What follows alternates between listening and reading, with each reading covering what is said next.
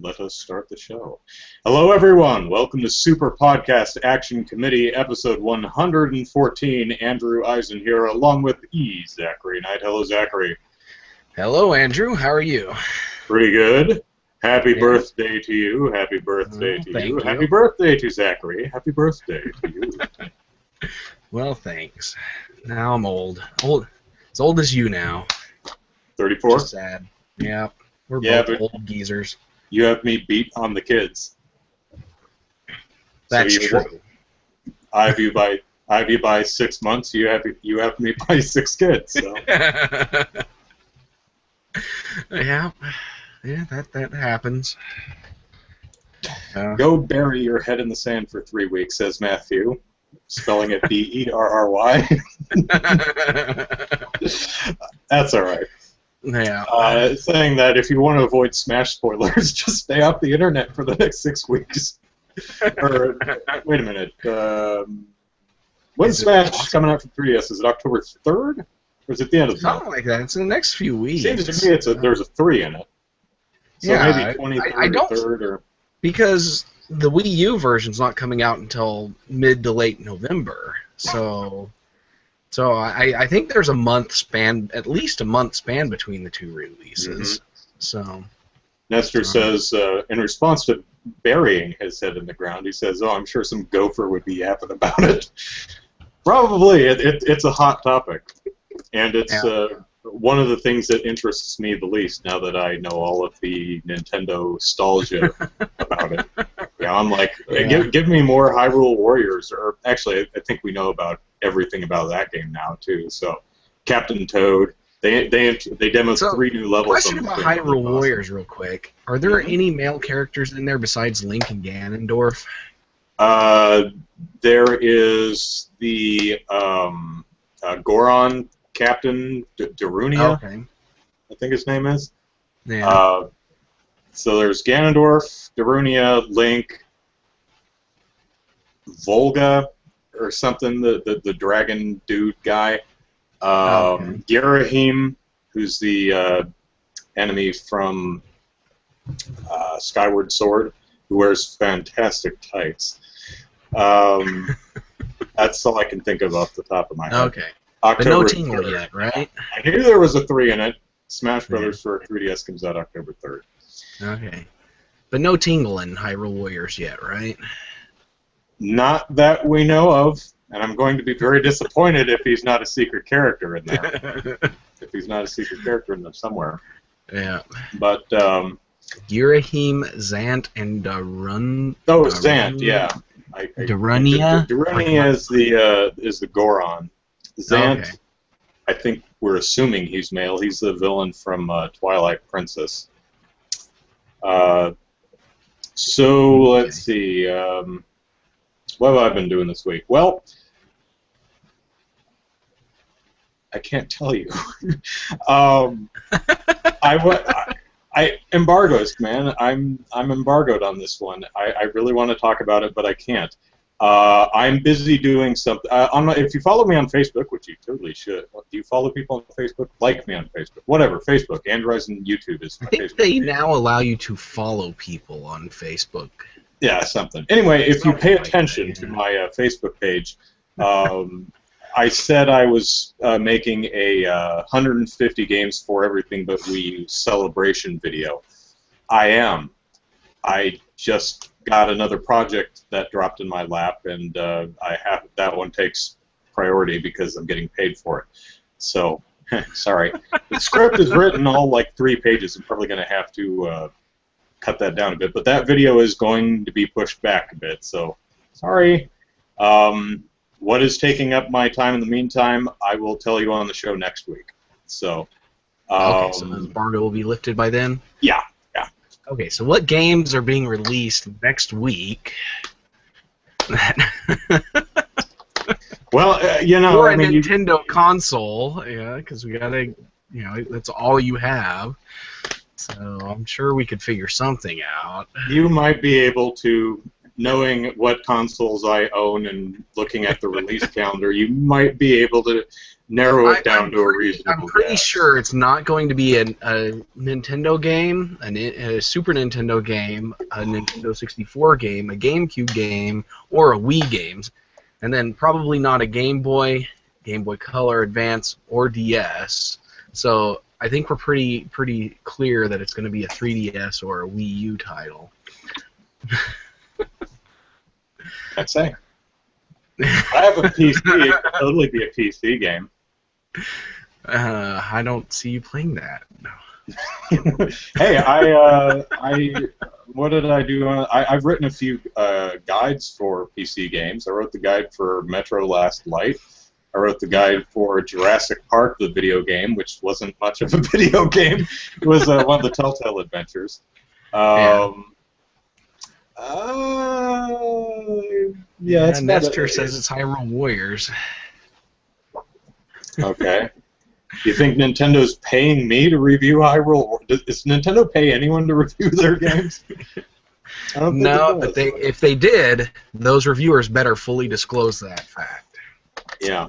But Yeah. but Yeah. no, By the Andrew way, gets paid by IGN, so when I freelance for IGN, that's who most of my freelance work goes to. But I've written for The Escapist too. So anyway, what I can tell you is I finished Phoenix Wright Dual Destinies and have a final typo count, and 49 typos. Wow. That is by far the most typos I have ever seen in a single game. So I was wrong on the poll last week. I think I was 50. wrong too, because I think I said 50 or more. And I was being nice. There were some sentences that were awkwardly phrased, but I didn't count as typos. One typo I found funny is they spelled one of the characters' name wrong like 3 times in a row. Her name is she's a pirate, and they call her Sasha Buckler, like swashbuckler, Sasha Buckler. Yeah. They call her Buckner twice, or Bucker without the L. They're like, "Hey, Miss Bucker." So that's funny. Yeah. I did say it was paid, which is why I'm working on this project instead of YouTube, because it pays more. I make a grand total of about $12 a month for my YouTube videos. This pays a little better, so it takes priority. Yeah, lots and lots and lots of typos. I really did enjoy Dual Destinies. I even played the downloadable episode. So there were 38 typos in the main game and 11 in the downloadable episode. So 49 in total. Shame on you, Capcom. Shame. Overall, though, really fun, really charming game. Borderlines on too easy. This one kind of holds your hand a bit too hard. I mean, it leads you by the nose right through the game. It's like, maybe I should present this piece of evidence, or I should go here and talk to this person and show them this thing. It's like, okay, why am I bother selecting it out of a menu? But still, fun game. So, what have you been playing this week? Let's see. This week, I bought the Humble Bundle 12. I was really excited to check out Gone Home and Papers, Please, and then SteamWorld Dig looks interesting.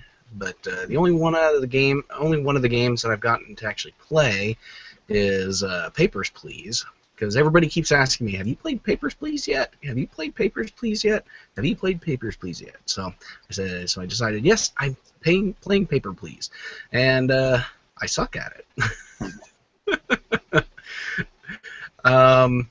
The game is it's very interesting. I think everybody knows the premise of it, or at least those who have heard of it. That the goal is basically to check everybody's papers at a border checkpoint, and I was really terrible at my job. Every time that I got a citation for screwing something up, because if you let somebody through who's not supposed to get through the border, you get a citation. The first two, there's no penalty, but after that, they deduct pay from you, and $3 a day instead of $5. Well, yeah, something like that. I think it's like you get 20 credits a day, and then every time you screw something up, you lose you lose 5 credits out of your pay that day. And I think your pay goes up the better you do your job, but something like that. But well, it should. But yeah, so the goal is basically you look at their passport, look at their take their entry tickets, their entry paperwork, and all that stuff. Make sure everything squares away. And every time I got a citation, it's because I just totally spaced on looking at something, and it's just like I got the expiration date wrong, because the little clock in the corner and the dates on the paperwork, they're in different formats, so it's just like I was constantly screwing that up, and then every once in a while there would be like, oh, I forgot to check the country that or the city in the country this person was supposedly from, and yeah, it's like every time I got one of those, I was like, well, crap. And then I let 2 terrorists through. One of them went through and shot a guard, and then got blown away himself. And then another one came through and was a suicide bomber and blew up himself and like 4 guards. and then after about 6 days, I ended up like 40 credits in debt and got thrown in jail because I was a delinquent. and I got ending 1 out of 20. So I'll probably play it a few more times, but it's a dreadfully boring game, and I get enough trying to match up records and documents at work that it's not all that fun for me. So yeah, so I'm definitely I want to try out Gone Home. I haven't downloaded that one yet because when I downloaded the other ones, Gone Home's like half a gig in size, and I was just like, I don't have time to download that one right now. So I'm gonna try out probably Steam World Dig, because that game just looks like a lot of fun, and so I think that's probably gonna be the next one that I play. And other than that, I've just been binge watching Parks and Recreation this week. It's a hilarious show. Yeah. SteamWorld Dig I've been paying attention to because it came out in 3DS a while back, and it's coming out on the Wii U pretty soon. And yeah. It's one of those games that kind of slid in under the radar and then got discovered, and people are like, oh my gosh, it's amazing, it's wonderful. And it's also one of those games that I look at and I go, that doesn't look any fun at all. And a lot of times I want to go, okay, well, everyone says it's fun, I should give it a try, but my gut has almost never been wrong. There was a GameCube game years ago called Metal Arms: A Glitch in the System, starring a little robot dude, and you go around fighting other robot dudes. And people were like just raving over this game as a hidden gem. It's this undiscovered. It's this wonderful little game. So I bought it and I played it and I didn't like it. Muramasa the Demon Blade. Excellent game. I love playing it, and I know how you feel about it. Boring as hell. I think the game is absolutely gorgeous. Oops. And but I watched video of it. I'm like, that looks repetitive and boring. It doesn't look fun to play. And people are like, no, it's wonderful. You should try it. I'm like, all right. So I bought it and I tried it and I played it for a couple hours. I'm like, no, this is just painfully dull. Same thing with Limbo. That one was towing the line of really, really boring too. Yeah, with Muramasa the Demon Blade, I think I liked it because it was repetitive and boring. It was just pure button mashing, and which I find to be satisfying and incredibly easy, which is what I like in my action games. You know, they've got to be satisfying and easy, because I suck at action games unless they're easy. You know, it's like Maximo, Ghosts and Glory for the PlayStation 2. You know, Okay. I love the game, but I suck at it because it's so freaking difficult.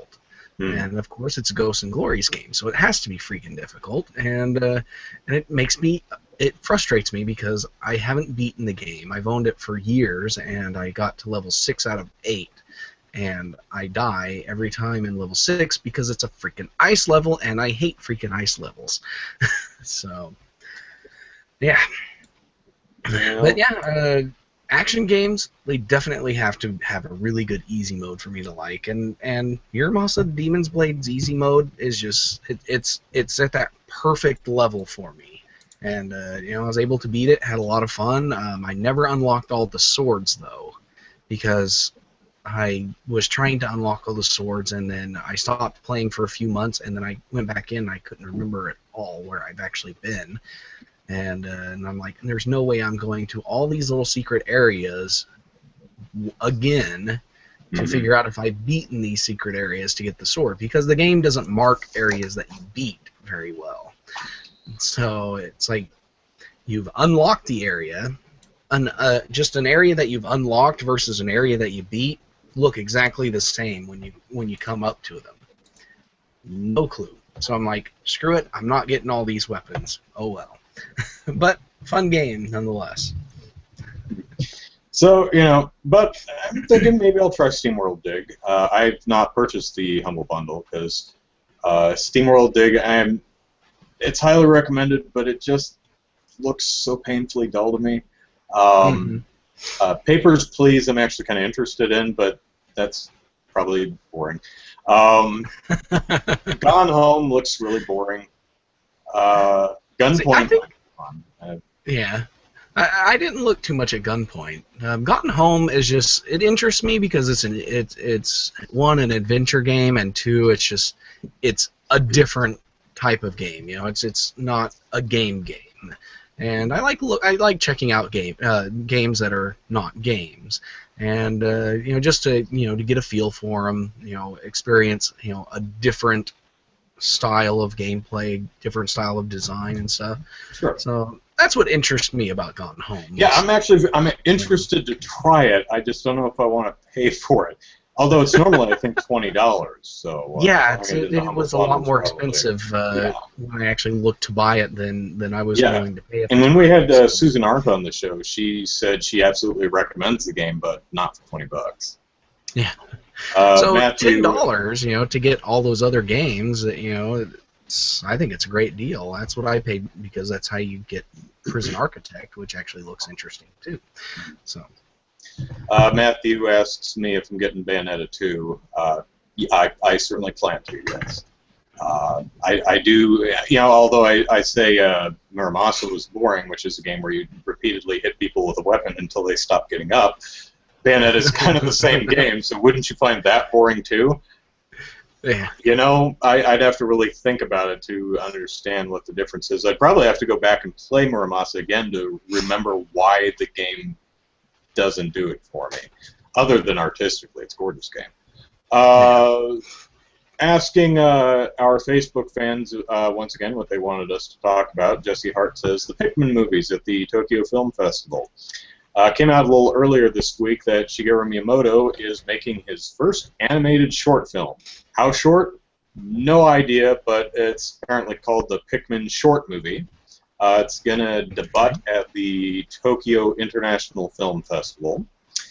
And the Pikmin Short Movie is made of 3 even shorter movies. So I'm not sure if it's like an anthology film, like, Tales from the Dark Side or Creepshow or something. Not sure why I went in that direction, but anyway, 3 episodes: Midnight Juice, The Treasure Inside the Bottle, and One Tough Day. It's going to be a CG movie when it really should be done in claymation, says I. And it'll be in 3D, so maybe they'll release the episodes on the 3DS somewhere down the line. I'd watch it. I like Pikmin. I think they're cute. What do you think, Zachary? I have never played Pikmin, so I probably just don't care. But it's like if people love the Raving Rabbids or whatever that's called mini show on Cartoon Network, or No, Nickelodeon, or Nickelodeon, I think. Nickelodeon. Yeah, that's right, because it comes on after Ninja Turtles. And I watched a couple of those, and sure, they were entertaining, but it's just like not something I'm really interested in watching. And I'll probably check out a couple of the Pikmin things, but the Rabbids Go Home game I thought was fun. Yeah, yeah, I've never played them either, so I have no clue. But I've been wanting to try Pikmin, but I just never have an opportunity to pick it up for the GameCube, and or the Wii. I guess they've got it for the Wii too. But I've never had a chance to just pick it up. I've never had money when I've come across one, and never come across one when I have money to buy something. So yeah, they had new play control versions for Pikmin 1 and 2. I think 2 was not released in one territory, either here or Europe. I don't remember. Maybe Europe. Yeah. I would recommend the GameCube versions because I haven't played the new play control ones, the ones that use the remote, but I'm thinking you have to. As far as I know, when you play with the remote, you lose the C stick, which you can use to move your massive Pikmin around. Yeah. Without that functionality, I don't know how the hell you navigate those guys away from enemies that you don't want them fighting or across narrow bridges. So I'd play them on GameCube or just get Pikmin 3 for the Wii U. Get a Wii U. Yeah, that would require me to get a Wii U. Yeah. So. Which I haven't gotten yet. Oh, but there are way more exclusive games worth playing on the Wii U than on the PS4 and the Xbox One combined. And you can quote me on that, Internet. Yeah. So Matthew says that the teens react to NES video makes them feel old. I haven't watched it. I have heard descriptions of what goes on in that video, and either the people they get, the teens they get are legitimately stupid, or the whole thing is staged. I think there's probably a good mix. Yeah, because they're like, is it a VCR? It's like, it says Nintendo right on it. What do you think? It's like, I don't even know how to turn it on. There's 2 buttons on it. One of which says power. Come on. Really? I like that. One of the things that I thought was kind of funny, which is definitely staged, is the fact that they gave them one that they hadn't replaced the 72-pin connector in yet. It's like, and then they make it sound like that's how the NES was right out of the box, and that's a big no. That's how it is after many, many, many countless hours of actually playing on it and wearing out the 72-pin connector. Because they get it and they turn it on, it just blinks, like it does when the pin connector's bad. And it's like, yeah, why are you giving them one like that and making them think that that's how it was when they bought it brand new? Yeah. But there were some interesting opinions and stuff that seemed legit when I watched it, and it's like the only Teens React video I've ever seen, so I don't have any way of going describing it, But basically, the kids were pretty stupid. They had a couple of kids that actually liked playing retro games, so that was neat. Well, kids genuinely are stupid. Yes, they are. You only hope you grow out of it eventually. By the time you hit 35, you're good. So it takes a while. Okay, so the poll this week, and I've lost it. Hang on. Actually, let me close the poll. that would be good. Yeah, okay, so be good. It came out earlier this week. Bungie community manager David, good old Dave, manages the Bungie community, mentioned that the recently released online first-person shooter Destiny really begins at level 20. Saying, so don't expect reviews on day 1 because any review that comes out the first day isn't really playing the game. The game really begins at level 20, which doesn't necessarily mean the game sucks until you're level 20. But it did remind me of a few other games where it's like, oh, keep playing, it gets good around so and so hour. I have a buddy who's a humongous Final Fantasy fan, and Final Fantasy 13. He says, no, it gets really good once it opens up and you can explore. I said, well, when does that happen? About the 30-hour mark. I'm like, what?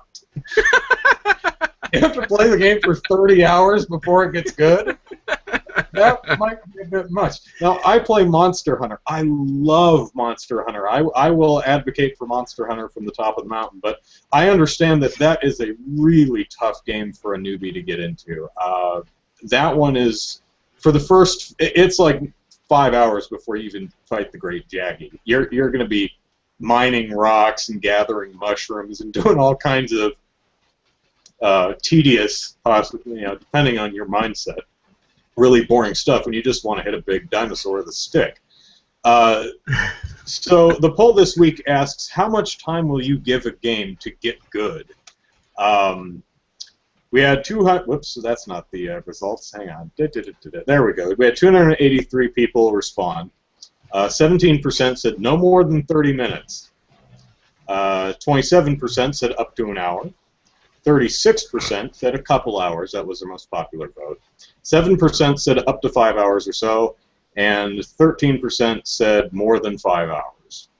So we've got 13. Well, I would say like we got 20% of people are gluttons for punishment. Those who pick 5 hours or more, or up to 5 hours.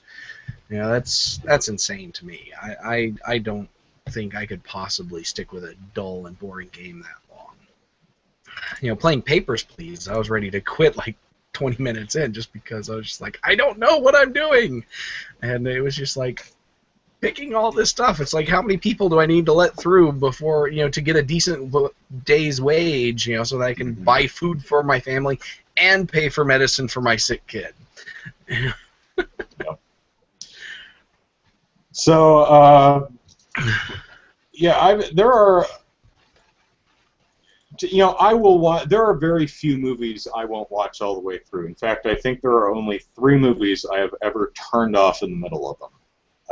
One I made a YouTube video about. Babe, I shut off in the middle. Anchorman, I shut off after about 20 minutes because it didn't even make me crack a grin. Maybe all the jokes are after the 20-minute mark. Maybe I have no sense of humor. Maybe I was in a really bad mood that day. Don't know. There's also this Korean action film, I think it's called The Returner or something like that. Just phenomenally boring and incompetent, so I shut that one off after half an hour. Yeah. I don't even remember. I can kind of remember the poster. It was some person in a leather trench coat posing with a gun. Yeah. That narrows it down, doesn't it? See, I turn off movies on I'd say a fairly regular basis, not like too often though. Typically, I'll just fall asleep during them. My gauge for whether a movie is good is if I fall asleep during it, that's strike 1. If I don't care that I fell asleep during it, that's strike 2 and 3, and it's gone. Yeah. But there have been a few movies like I hate the scary movies. Like the movies Scary Movie. And its sequels. Oh, the spoofs. Okay. The spoofs, yeah. And basically anything that's like them, I hate horribly. Well, they are kind of horrible and unfunny. They are. They're terrible movies, and so my wife wanted to rent one that was a Twilight spoof movie, and it was like 30 minutes. And I don't even know if it was 30 minutes into it, but it was just. The movie was just absolutely terrible. And I was like, why are we watching this? And so I turned it off. My wife was in agreement with me, but still, it was just... How often does that happen, Zachary? We actually agree on a fairly, anytime we want to shut off a movie, early and just stop watching, it's always an agreement. It's like, if one of us likes it, we'll both sit through it. But yeah. movies. Books, I will give about 50 pages to. A movie I'll watch pretty much all the way through. Television show, I used to give TV shows about 5 episodes. I find these days I don't have that much patience anymore, and I'll give them maybe 2. Because I've been trying to find an anime that I like recently, and man, I'm having trouble. It's been a while since I've even given an anime 5 episodes. The problem is the more anime I see, the more discerning my taste becomes, and the pickier I get. So I would have loved all this stuff back when I first got into anime, like 15 some odd years ago. But today, having seen a ton of it, it's got to be something pretty special for me to watch.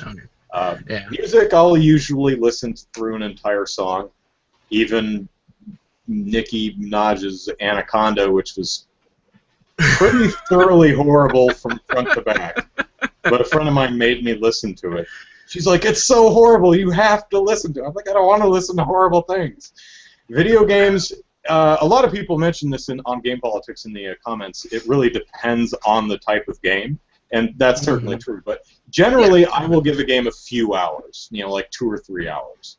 Unless I bought it, then I'll usually force myself to play the whole damn thing to justify the expense. Very few games will I not complete. I don't think that I give games more than a couple hours. I think it just kind of depends. But some games that I know I'm gonna like going in, I'll play forever. But every once in a while there's just these games. It's like, when are these things going to get good? And I don't give them very long. And so I don't think I've ever played a game that I hated, any longer than 2 hours. And I think that might be pushing it. I find my game time is limited, so I don't want to waste time on something I hate. So I'm finding as I get older, I stop giving things a chance because there's so much stuff things to play and watch and listen to and read. That's like if you don't grab me in 50 pages, I'm moving on to the next one. There are too many books to read. Like with specifically with like the Humble Bundle games, usually I'll split my my payment across, evenly across all the games, and so that's just the thing, one of the things I do. But it's just like I probably haven't played half the games that I bought in the Humble Bundles, and a lot of it comes down to I play on Linux, so if a game is very, very if they don't package it in a way that's easy for me to use and play and install the game, I don't ever play it ever.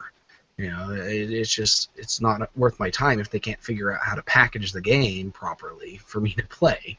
And then the other ones, I'll play for a little bit and play a little bit more if I really like it. And I think the number of games I've actually come close to beating in the Humble Bundles, because I don't think I've ever played any of them to completion, is quite a bit. Like, I really, really, really liked Aquaria, but I never beat it, and mostly because I ran out of other things came along that I wanted to try out. But Torchlight and Legends of Grimrock, I played and completed both of those. I did cheat in Torchlight. I used the console thing to give myself tons of money and cool armor, but yeah. So definitely limited time. I just avoid games if I don't like it within an hour or two. Mm-hmm. Yeah, especially like some of the indie games. The ones that are typically 3 or 4 hours anyway. Mm-hmm. Limbo, I kind of forced myself through just because I knew it was short, and it's one of those talking point games that you almost need to play just so you can talk about it. And didn't do it for me. The game almost ended brilliantly. Almost. If it would, I'm not going to spoil anything, but if it would have ended about 20, 30 seconds before it does, I would have actually went golf clap. That's actually pretty cool. But then it keeps going and it ruins it. But it wasn't terrible, but it was like just on this side of dull. I am in alone on that one, though. Very few people share my opinion on Limbo. By the by, if you're looking for a good horror spoof, try Tucker and Dale versus Evil. Yeah, I've heard about that one. Yeah, it's I showed it to my mom and sister when I was out in Kentucky earlier this summer, and they both really liked it. So, yeah. So let us move on, because we're 45 minutes into the show. At 35, so we're not doing too bad. No. Okay, so Capcom, who can't spell, but bless their hearts. Wait a minute, do I have the right one? It's not Capcom. It's Sega. Is it Sega? Yeah, it's Sega. Sega. I'm sorry, not Capcom. You still can't spell, but it was Sega who announced earlier this week that it's changing its comments policy on its blog, saying essentially if you say really mean things about people, we will ban you. So be nice or be gone. They say, we love our fans. As community managers, we interact with our fans every day. We try to solve problems, provide informational updates, spread the enjoyment of Sega's brands and products, blah, blah, blah, blah, blah. Sometimes we share behind-the-scenes photos from events or our offices, and sometimes this is to highlight prize winners or cosplays. But we've noticed a disturbing trend lately, people posting mean or inappropriate comments on these photos. Therefore, new policy, if you make a personal attack or otherwise inappropriate comment, we will delete your comment and we will ban or block you from our page/channel. We want our communities to be a place of positivity, where we can celebrate the enthusiasm of our fans, and not a place for fear or malice. I have to wonder if they're talking about mean comments on pictures of Sonic. His legs are too long. His eyes are the wrong color. Yeah. He should not be romancing a human girl. And the werewolf is stupid. Oh, there's plenty of criticism. Dark Sonic with a gun? Someone asked me on, suggesting questions for my Q and Andrew series on YouTube. Says, what do you think the most overrated video game franchise of all time is? And to me, it's Sonic the Hedgehog. A lot of people bemoan, oh, the good old days when Sonic was awesome. To me, Sonic has never been good. It's always blown. I never liked Sonic, even the first three back on Genesis. I always thought they were just unplayable messes. That's just the Nintendo fanboys. Yeah, that may just be the the us versus them attitude of a Nintendo fanboy. But Red Letter Media, the company that does the Plinkett reviews, they have another show called Previously Recorded, which they had just aired like a day or two earlier, saying that exact same thing, that Sonic is one of the most overrated franchises of all time. I'm like, well, kind of already been done. Not like, because if someone says something on the internet, you can't say it because it's already been said. Yeah. If someone's already reviewed a game, you can't review it because someone else has already reviewed it. See, I've come close to beating Super Mario Bros. 1, but I haven't come close to beating Sonic the Hedgehog 1. I've beaten Super Mario World, but I've never beaten Sonic and Knuckles. Yeah, it's like none of these I've never come close to beating a Sonic game. I've beaten several Super Mario Brothers games, but none of the Sonic games, even though I've tried. Yeah, I got about 3 or 4 stages in to a couple of them, and I'm just like, these are just bad games. I did not say design Sonic Colors, so. The level design is interesting, but it feels like a pinball table. It's a game that wants you to go fast, but doesn't let you go fast. It wants you to go fast, but the levels are not designed for going fast. It's one of the most frustrating games I've ever played. I really can't stand it. Although we're kind of off topic. Anyway, so don't say mean things about people on Sega side or they'll ban your ass. Yeah. So they'll ban us because we're trashing Sonic the Hedgehog. But yeah. Yeah. But we're doing it on our show, not their site. So big difference. Yeah. See, I think the only interaction I've ever had on a Sega forum, I'm trying to remember which PS3 game it is that I own that's a Sega game. Is it Radiant Historia? Yeah, it's Radiant, or not Radiant Historia. That's a DS game. Golly, what is the game called?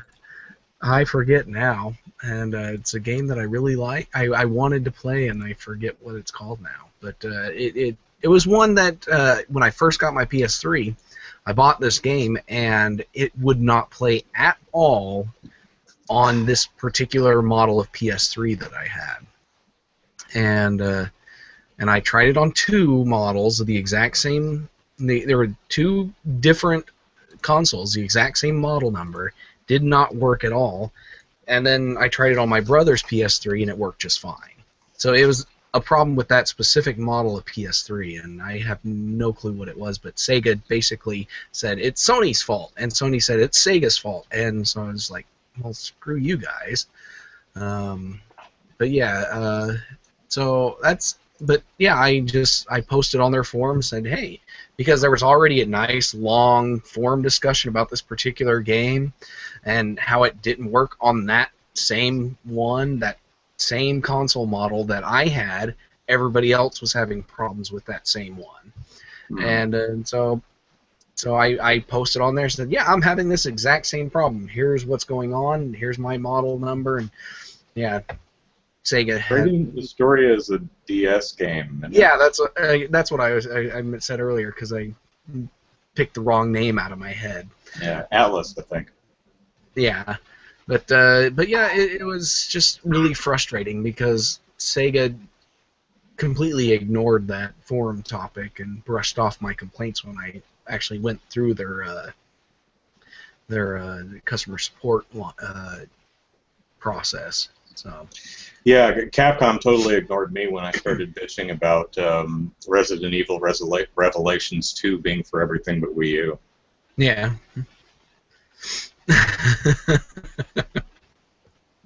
Destiny for everything but Wii U?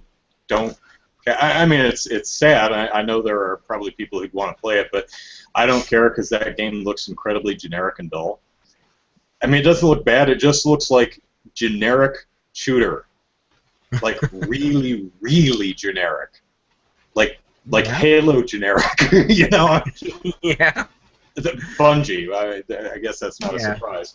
I was actually when I was at Walmart and I passed a little display for Destiny, and it had a character on there. I was like, "Isn't that Master Chief's helmet?"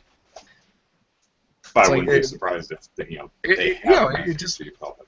Yeah, it just looked exactly like a Master Chief helmet. I was like, I know these guys are the guys that made Halo, but I didn't think they had the rights to use a character that was confusingly similar to a Halo character. Yeah, sometimes a green helmet is just a green helmet.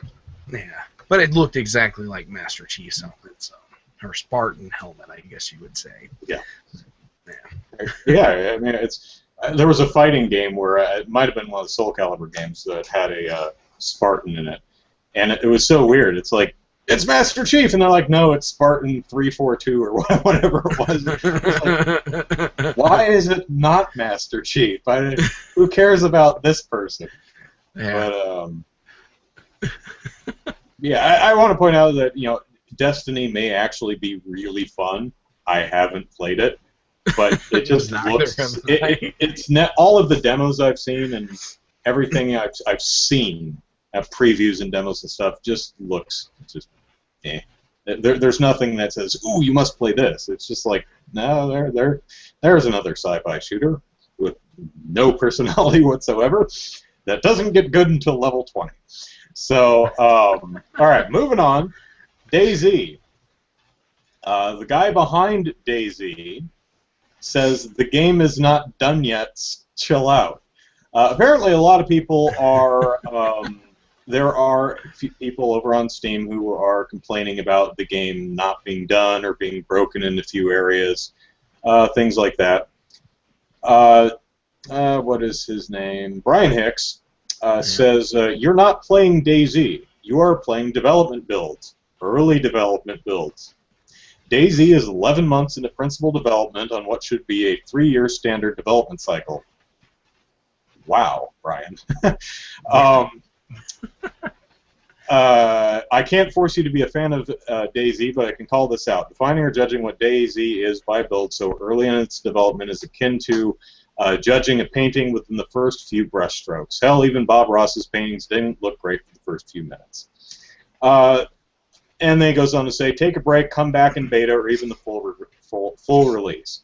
And, you know, people have a point. They did pay for this, but you know that you paid for early access, as in, you know, like, the game's not done yet. It's still actively in development. And as I think I mentioned last week, I follow the Prison Architects development videos, and I find that fascinating just to see what they do each month. And some of the things that they add to their game break the game.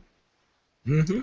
And they go, well, that didn't work at all, so we changed it, and we're trying this new thing. And I imagine DayZ is very similar. You know, they're updating it. Some of the updates are ill-advised or half-broken.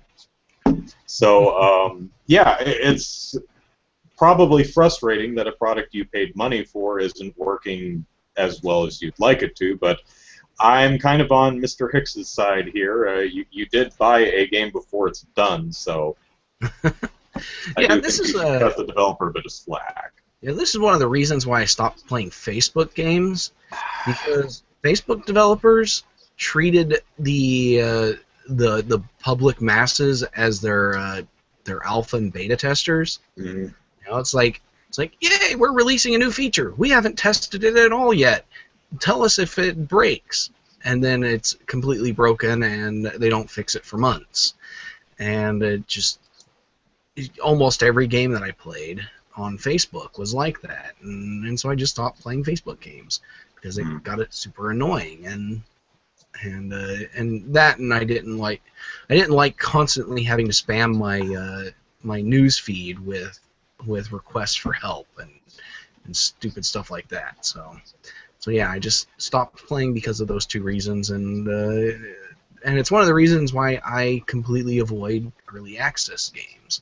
You know, Prison Architect, I paid the $10 in order to get it through the Humble Bundle, and I'll check it out. But the thing is I actually like games like that. I like sim games, and I've never played a prison sim, so looks like it might be actually kind of interesting. So. Yeah, if you like sim games, it's probably worth checking out, with the understanding that it is still in active development. But they release a new alpha every month, so... Yeah, so I'll probably give it a try, in the next few weeks from the Humble Bundle, and then once they finally announce it, if I don't really, if I'm not super into it right away, I'll give them until they release like a beta version or their final version of it, and then pick it up again and try it out and see if my impression is different. But yeah, it definitely looks like it's interesting, and I figure $10, totally worth it to get in there and be able to get the full thing when it's released. But yeah, I'm just not too interested in early access games, especially FPSs. I hate first-person shooters. So DayZ has no interest in me, but those of you who bought it, you're paying for an early game. You're basically paying for a broken game. Stop complaining that it's broken. And as Matthew pointed out, apparently says on the front page, don't buy this, it's an alpha. It's an alpha. Exactly. No one to blame but yourself. Yep. All right, last topic, but it's a doozy. Minecraft. Oh, there was a lot of Minecraft news this week, which kind of bums me out because I know almost nothing about Minecraft other than it's one of the most boring games ever. I've tried it. I've seen people play it. I've seen people who really enjoy it play it, and it reminds me of World of Warcraft. It's a game I cannot figure out how people enjoy. I've watched people who love this game play it, and I'm like, how are you not bored? This is so boring. Maybe I'm watching the wrong people play. I don't know, but I don't know. It's the most popular thing to stream on Twitch. They ought to get Fish Plays Minecraft or Twitch Plays Minecraft going. I'm sure that would go over well. Yeah. But, See, one of the things that I've seen a lot of people play it. Like, a ton of the kids in my church's youth group play Minecraft. It's like one of the games that they play constantly, and I watched one of the girls. She was 14 years old. And I watched her play this thing for like 45 minutes, and she gardened the entire time. She is basically planting food plants and harvesting them. She did that for 45 minutes straight, and she was having fun. And I looked at this and I was like, you're having fun planting a garden and harvesting the garden over and over and over and over and over again. And why don't you go outside and weed? and so that was an interesting experience. But then you see these videos of people who make the Death Star, a scale model of the Death Star, and it's just like, where do you find the time to build this thing? I can look at stuff like that and be impressed. Truly am. Someone built the entire world, like Google Maps type world in Minecraft, and it's spread across the entire country of Denmark has been built. It wasn't the entire world. It was like one country or something like that. But it's like, man, are you? You have to wonder if it's just some weird passion project that someone got in their head. If they're thinking this is going to net me 15 minutes of fame on YouTube or on the internet. I'm like, wow, man. Well, see, but you take something like that. Somebody does this in Minecraft, and then you got that guy who builds an entire scale model of an aircraft carrier out of real Legos. I'm more impressed with that because Legos are something tangible, something that you can touch and pick up and throw and break and all this stuff, and it's really it's real, and I find that a lot more interesting, and I like playing with Legos, and probably I think my big thing is between Legos and Minecraft is that with Legos I can build something really cool in like an hour. But in Minecraft, I can start building something that might be interesting in an hour, but it will take me like 40 hours to build because you have to go and harvest individual things and combine them and manipulate them and stuff, and it's like, that's really annoying. I don't want to have to go and harvest sand, throw it in fire to turn it into glass in order to get there. I just want to go and grab that clear yellow or that clear block Lego brick and put it on there for my window. That's all I want to do. And besides, everyone knows that Lincoln Logs were superior anyway. So as Matthew points out, they made a program that did it for them. Yeah, there are a ton of mods and things for Minecraft that I'm sure people have employed to help them build their monuments of wonder. So that leads us to all this Bukkit and CraftBukkit stuff, which one of our readers, Sleeker, harped on us to cover for quite a while. And I looked at it and I went, I don't know what it is. I don't know what's going on. I really don't understand it. So I pushed it to James and I'm like, I don't know if you understand any of this stuff, dude, but there you go. I don't know what a bucket is. Yeah. But as far as I can tell, and I may get the details of this wrong, my apologies, because I do not know Minecraft. There was a guy who made a kind of a mod for Minecraft that said didn't want to support it anymore, and so he took it offline. But then Mojang, the company behind Minecraft, said we actually bought that 2 years ago, so you can't take it offline. It's ours. And then he's like, oh, okay, that's cool. Then another guy who built some plugin or something for that thing that Minecraft bought filed a DMCA complaint against his piece of the thing that Minecraft owns, or I'm sorry, that Mojang owns, and that became a whole mess. And there's a lot of, and Mojang owns its code, he owns his code. The codes are kind of mingling, so everyone's like, well, can you DMCA part of something, or would that cover the whole thing, or is someone being a jerk? I don't know what's going on. Well, some people on the internet decided that the guy who did a DMCA for his code, which may be part of someone else's code, got swatted, which for those of you who don't know means somebody called, actually using a Skype, if I'm remembering correctly. Yeah, and I'm looking at the, am I looking at the wrong, where is it? Okay, it doesn't matter. So someone contacted the FBI or someone said, so this guy at this person's address has just shot a person, they're running around with a gun and they'll kill more. And so the FBI and SWAT comes over there and actually used a bullhorn or something like that to say, put down your weapon and come out with your hands up.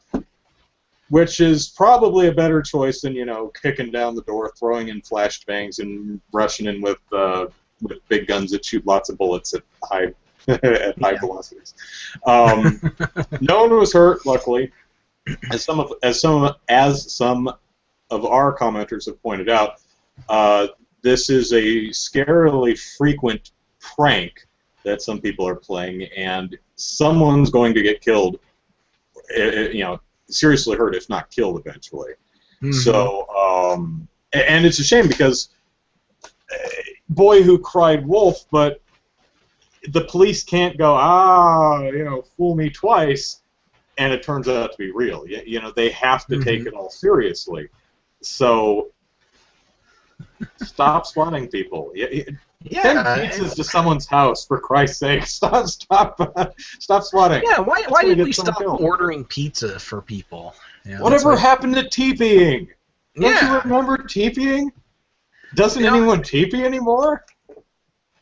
But, you know, going back to this whole bucket thing, I really all I know is from Sleeker's comments in the shout box. But apparently, you know, there was the whole thing where apparently, if things are accurate, you know, Mojang bought the Bukkit server and all of its, you know, everything that went into it. They bought it like a couple of years ago and never told anybody they bought it. And then they just decided, you know, we're not going to use it anymore. Or we're rolling it into the whole thing or something stupid like that. And it ticked off a lot of people. And apparently, you know, this guy who DMCA'd part of the code was annoyed because of Mojang's lack of response on any of this stuff and their terrible support for the Bukkit server and all this other stuff, and it's just a really, really big mess, as you know, from what I understand. And yeah, and you know, and I guess, you know, that's probably one of the reasons why I've never played Minecraft, was because it is a, you know, the game looks like it could be interesting, could be fun, but there is a lot of mess going on around it, and it's, you know, it's surprising to me that the company's still hanging in there, just because, you know, they haven't solved a lot of these long-standing issues. You know, apparently, you know, way back when they first got started, you know, they promised, yeah, eventually we'll have a modding API that you can use, you know, to easily create and integrate mods into the game, and they've never released that. Mm-hmm. And you know, and apparently the official Minecraft servers aren't as good as some of the unofficial Minecraft servers, like Bukkit. Bukkit was one of the better ones apparently, and so a lot of crazy stuff going on around surrounding that game, and really I don't have the patience to follow it, but there's definitely some very passionate people out there who love Minecraft, want it to be awesome, and are really frustrated with Mojang and what they're doing. So, well, the company may not be hurting for money soon, because rumor has it that Microsoft is going to buy Mojang for $2.5 billion, which is, and apparently by they're going. comparison, Amazon bought Twitch for a little under $1 billion. Yeah, and apparently if Joystick is correct, they're going to announce it on Monday that they're buying it, and which really makes you wonder. It's like, what exactly are they buying? I don't know. I mean, Minecraft They're essentially buying one game. Is that really worth $2 billion to buy one game? Scrolls, which they've been developing for 3 years. Yeah. And we haven't seen hide nor hair from. It's a weird. When Facebook bought Oculus Rift, that's an investment for the future. When it, because that's possibly the next level of gaming, the next big thing, virtual reality, in a mass market way. When Amazon bought Twitch, you can see what they're doing. That this is streaming stuff, not just video games, but podcasts, events like Evo, video game sports things. This is becoming the next big thing. I don't understand what Microsoft is, especially when the Xbox One isn't doing as well as Microsoft. Of course, Microsoft is bigger than just Xbox, but especially when Xbox isn't doing as well as Microsoft would hope. I don't really get why they'd be spending $2.5 billion on a developer that's made one game that everyone loves. I mean, it's on almost every platform in existence except the Wii U, Nintendo the 3DS, and I think the Windows Phone, which, if this deal goes through, I'm sure it'll be on the Windows Phone. Yeah. Fun fact, in doing my 150 games for everything but Wii U, one of the questions I was trying to answer was which game which game on the list is on the most platforms, and I believe it's Minecraft. PC, Mac, Linux, PS3, PS4, Xbox 360, Xbox One, iOS and Android, Ouya, the Raspberry Pi. If you want to count the Amazon, the Kindle Fire and the Amazon Fire TV, it's like something like a dozen different platforms that damn thing's on. So anyway, there you go. Sneak preview whenever I get around to actually doing that video. Yeah, but again, I just got to emphasize that I have no clue what Microsoft thinks it's buying in the company. Scrolls is the only other game that I know of that they're making, and it's not making any headwind at all. They had a lot of press right around the time when ZeniMax was threatening to sue them over their trademark, but that was about it. Since that got wrapped up, there hasn't been any news about Scrolls. Yeah.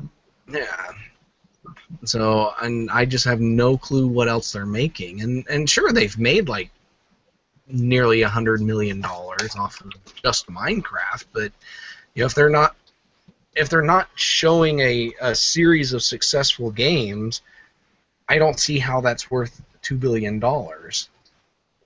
Yeah, just to get it on the Windows Phone, I'm pretty sure if you ask them nice, you could probably just cut them a check for a few $1 million, and they'd be happy to port it to the Windows Phone. Yeah. I mean, it's already on most all other Microsoft-controlled platforms, and is sold incredibly well on Xbox Live and others. Yeah. So. But if Microsoft wants to throw $2 billion at it to make it exclusive to the Xbox One or something, or whatever they have planned, then kind of late to make it an exclusive. It's like, what are they going to do? Pull it off every other platform? yeah, exactly. We paid $2.5 billion to ensure that Minecraft never hits the Nintendo Wii U. Take that, Nintendo fanboys. Well, I guess they could buy it and then screw the Linux community up, because they bought Skype. Skype was a really good conferencing and calling platform for Linux, and then Microsoft bought them, and then it just kind of, Linux development just kind of fell onto the back burner. Sure, they release updates every now and then, but we don't get any of the good stuff. But luckily, we have avoided the ads on Skype, so I guess that is a blessing in disguise. But yeah, we haven't gotten a lot of the good features they've released.